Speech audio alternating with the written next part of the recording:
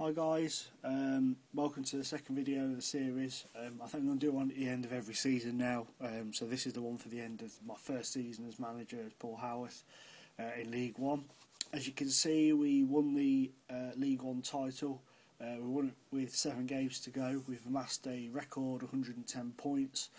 It's been a much better season I was expecting after the clear out I had in the summer and after bringing the kids in. As you can see, Salisbury have come in with us on the final day of the season and gone up.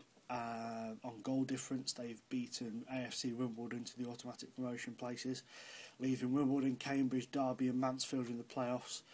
Birmingham will be heartbroken. They were in the playoff zone for the whole of the season until the last game of the season. They've dropped out, so they'll be gutted. I'll just go up to the championship when the computer decides to load it. It's running a bit slow this morning for one reason or another. Here we go. So with a couple of games left in the championship, automatic promotion is out of West Brom, Stoke and Bristol City for the top 2 places, and the last playoff place is up for grabs, but any of those could make the playoffs. Sunderland relegated back to League One after a few seasons in the Championship, along with Barnsley, and it's going to the wire between, by the looks of things, Wycombe, Plymouth and Doncaster as to who goes down with them. And we'll just go up to the Premier League and see who's coming down to play us next season. Brighton definitely. And then with a few games left, you've probably got in there Cov, QPR, Newcastle, West Ham and Southampton. So yeah, and then the title at the top still up for grabs between United and Chelsea. So yeah, there you go guys, that's the league structures at the moment. Let's have a look down in the Blue Square North. The Blue Square Premiership, and see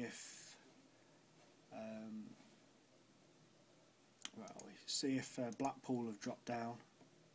No, they've managed to stay up. Preston have gone back down to the Blue Square North though. They were doing quite well in mid-table earlier on in the season, but they've gone down. Dagenham have made the playoffs. They've been bankrupt and they dropped right out of the whole of the Blue Square North divisions at one point, but they're coming back slowly now. And Bath have gone up as champions. So that's that. I'll show you the team now. The first team, full of academy players, which is the way I like it. Some very surprising successes as well. Up here, if we go on to selection, you can see how many games and goals they've got. So as you can see, we've got academy at the back. We've got the goalkeeper, Greg Edwards, Jack Winterton, who was one of my risk players. He's done brilliantly. Adam McAteer, Darren Connolly and Mike Held. Connolly out of those is the only one who's not an academy player. Then we got Alan Matthews from Accrington Stanley. He's been a revelation. I didn't know if he'd do well, but he's got 12 goals this season. Oscar Clark Harris, another academy player, and then Darren Coles, who he's been brought in but he's done well.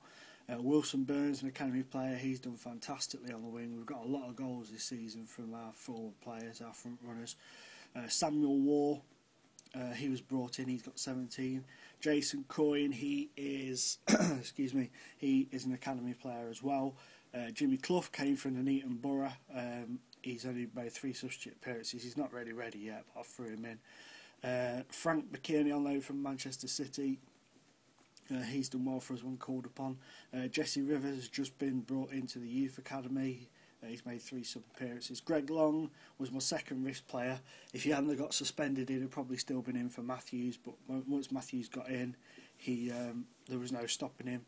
Darren Eves, I've been slightly disappointed by. He'd scored 6 goals at Newport when I signed him from right back, but he's not got in the team so far really, apart from a few appearances. Romain Opoku is the battering ram I've talked about on Twitter. He's got 5 goals so far, so he's learning well in League One after jumping from the Blue Square North. Duncan Bryant is one of the kids from the youth team, and then we've got another youth team in Pejic. Jeff Mail signed from the Nuneaton Town. We loaned him out because he wasn't getting in the team.